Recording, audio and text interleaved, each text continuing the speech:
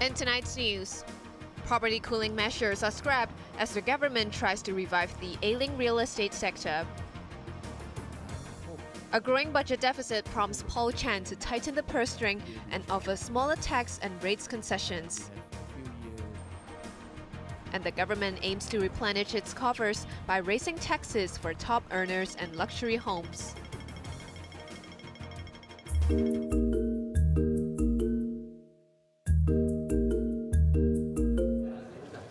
Delivering his eighth and perhaps his most challenging budget, Financial Secretary Paul Chan tightened the purse strings across the board amid another massive deficit. The government is set to record a loss of $101.6 billion for 2023-24, nearly double the original estimate of $54.4 billion. Fiscal reserves at $733 billion cannot even cover expenditure for the coming year. There are no cash handouts or consumption vouchers, while tax and rates concessions have been dialed back. Chan is also looking for ways to boost revenue. He proposed higher taxes for those who earn more than $5 million annually, and a progressive rates regime targeting luxury homes.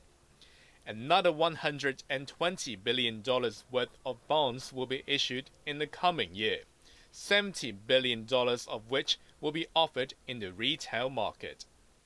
The real estate sector could be the biggest winner, as all property cooling measures have been scrapped at long last.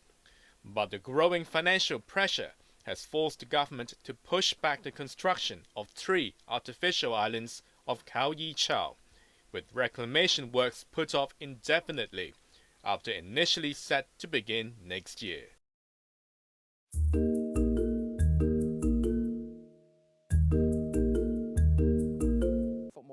After much fanfare, Paul Chan has scrapped all special stamp duties for property transactions, saying they are no longer necessary.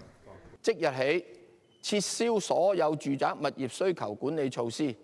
From today, home buyers do not have to pay the special stamp duty, which targets those selling their homes within 2 years after purchase. The buyer's stamp duty for non-permanent residents, and the new residential stamp duty for second home and non-local buyers. The ad valorem stamp duty, which ranges from $100 to 4.25% of the price of the flat, remains on the books. But with the scrapping of the non-residential stamp duty, a homeowner can purchase another home costing $6 million and save $315,000. The special measures were introduced more than a decade ago to stem out speculation when the property market was red hot. But in recent years, the property market slumped. Chief Executive halved stamp duties last October, but it had little impact. The private home index has dropped for 9 consecutive months, falling to a 7-year low in January. An economics professor said it's uncertain whether scrapping the stamp duties will breathe new life into the homes market. If the U.S. interest rate is going down, when the interest rate are going down to a certain level, making buying the property and then doing the mortgage and then the monthly repayment even smaller than renting a property, and then the demand will be higher, and then there's a likelihood the property price can go up again, and then can change to the upward trend. Hong Kong's de facto central bank is doing its part to revive market confidence by easing the mortgage rate with immediate effect. The maximum loan-to-value ratio was increased by 10%. For a flat costing $30 million or less, buyers can borrow up to 70% of the value of the flat. And for an apartment costing $35 million or more, the level is 60%.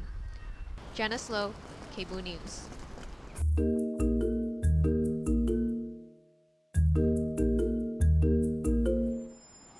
Smaller sweeteners have been offered this year because of the budget deficit. Tax and ratings concessions in last year's budget cost the government $15.2 billion, but the tab for 2024-25 is lower at $8.5 billion. For the first quarter of the next financial year, which begins in April, there will be a rates concession of up to $1,000 for all properties. In the outgoing financial year, the rates concession covered 2 quarters.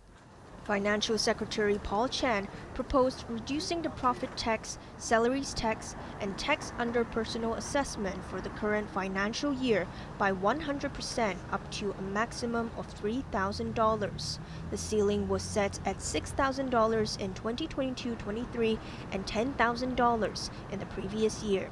Recipients of comprehensive social security assistance and other schemes for the elderly and people with a disability will be given half a month's additional allowance. I hope people would understand we have really tried our very best. We have a few years budget deficit. This year is going to be deficit again. So there is certain limitation as to the room within which we can hand out those sweeteners. Applications to a financial guarantee scheme for small and medium enterprises have been extended for 2 more years. Maisie Mock, Cable News.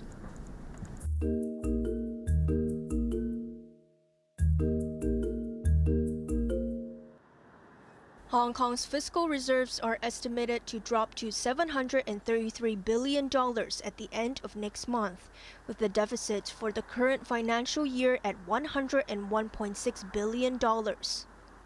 While Paul Chan expects the deficit to fall below $50 billion in the next financial year, the fiscal reserves are predicted to ease to $685 billion. In a bid to replenish the public coffers, the Financial Secretary proposed raising taxes for those earning more than $5 million a year.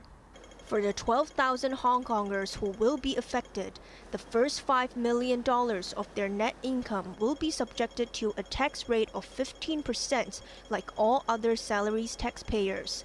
The rest of their income above $5 million will be taxed at 16%. The measure will increase government revenue by $910 million annually. A progressive rating system for properties will be introduced in the 4th quarter. Those with an estimated annual rateable value of $550,000 or below will be charged 5%. Flats with a higher rateable value will be charged up to 12% in a move that will rake in $840 million each year. An economics professor described the measures as appropriate because they only affect a small number of people. Any big movement in the tax system, I don't think that is a good one.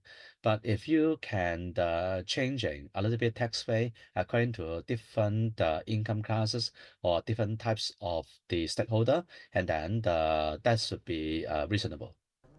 The hotel accommodation tax makes a return next January at a rate of 3%, while the business registration fee will go up by $200 to $2,200. In another move to save money, the civil service won't be expanded. Maisie Mock, Cable News.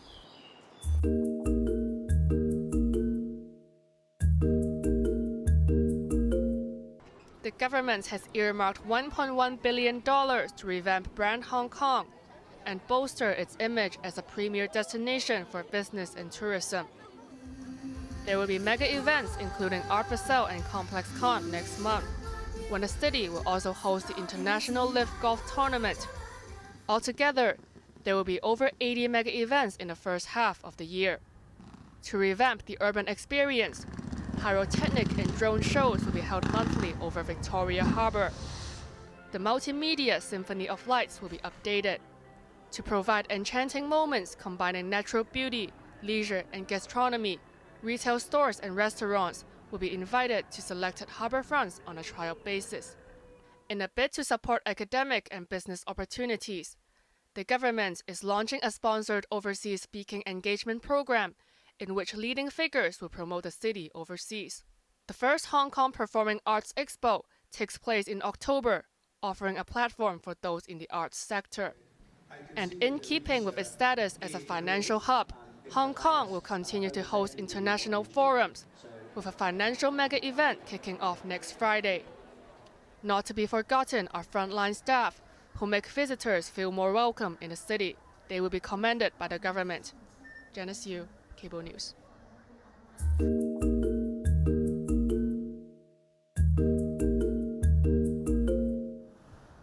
Smoking became costlier from today.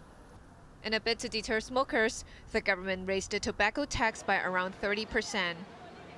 The duty on each cigarette went up by 80 cents. It now costs around $90 for a packet of 20. Financial Chief Paul Chen said raising the price of cigarettes will give smokers an extra incentive to stop out the habit. Efforts will be stepped up to clamp down on smugglers hoping to cash in by selling cheaper products.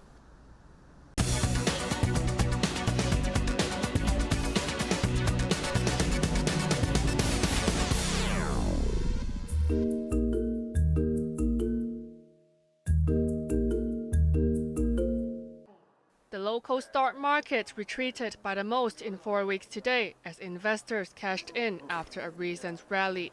Hong Kong's key index, the Hang Seng, ended down 1.5%.